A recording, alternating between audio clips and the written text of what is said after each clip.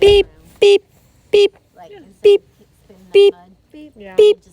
Her name is Isabel, not Isabella. The day is May 11th, 1960, and this is National News FM.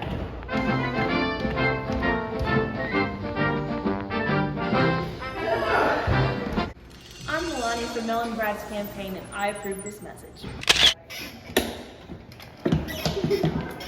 Recently, since February 13th, there's been an uprising of Black Nashvillians sitting in at local diners in nonviolent protest of the prominent racial segregation that takes place in almost every public area in Nashville, specifically in diners, shops, and department stores. Men and women across the city are hoping to take direct action through peacefully and silently sitting in diners and shops such as Woolworth, Ellison Pharmacy, and McClellan's. Previously, Black customers were only allowed service if they entered through the restaurant back door and were served privately. Black students around the downtown Nashville area have been recorded sitting in counters at local drugstores while being refused by the servers that work there because they didn't enter through the back. Store owners claim that it's their moral right to decide who they serve and decline service to. There's been report the protesters have been coordinated by the Nashville Student Movement and the Nashville Christian Leadership Council, as well as a plethora of students from Fisk University and Nashville State University. Named Big Saturday by protest leader James Lawson Jr., the first known violent response to these protests came on February 27th. Students of local colleges were attacked by a congregation of white men and women opposing desegregation. Reports say the police arrested 81 black protesters, but none of the attackers. These arrested were found guilty of disorderly conduct and served jail time. The current mayor of Nashville, Ben West, has appointed a biracial committee member to investigate the segregated diners, shops, and department stores throughout the city. Black students were declared that they would not cease protesting until their acknowledgement of basic rights were recognized to sit at a counter. On April 5th, the committee suggested that the counters be divided into black and white segments.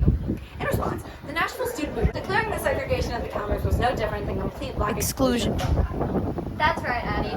Why propose an idea that continues to sustain segregation when that's the whole point of the protest? On April 19th, Dave Nash directly asked Mayor West if discriminating against a man or a woman for their skin color was inherently wrong, in which he responded that it was. That was a major step for the campaign of the students. They then asked the mayor if the lunch counters and stores in Nashville should be desegregated, and he agreed that they should be. There have been reports of secret negotiation between protesters and store merchants. Yesterday, May 10th, 6 downtown stores finally opened their counters to all races without any segregation of the counters. This massive racial accomplishment makes Nashville the first city in the South to start desegregation of public areas.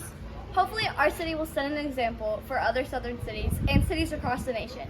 We will continue National News Night with the story from Caroline Collins and Savannah Griswold about first grade student Ruby Bridges after a short commercial break.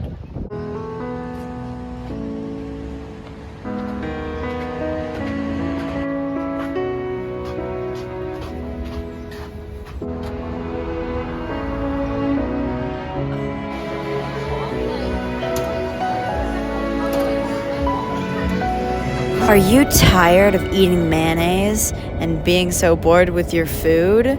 Well...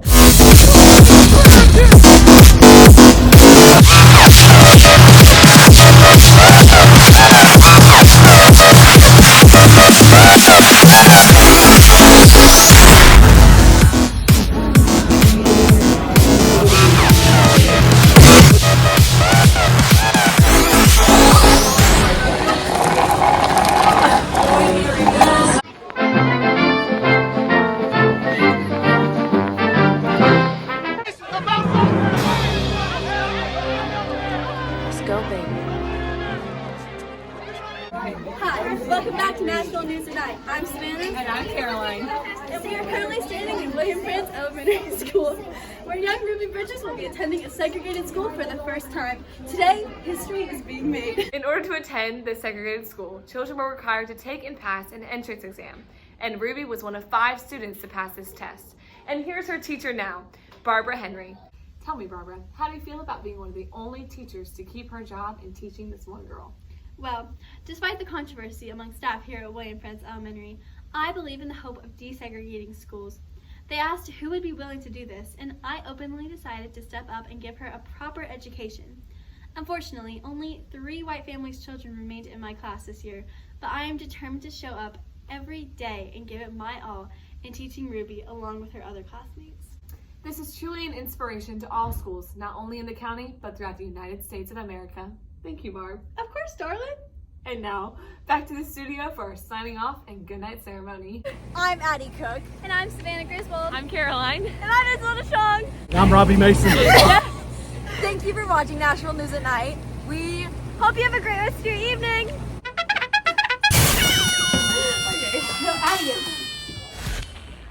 Bye. Bye.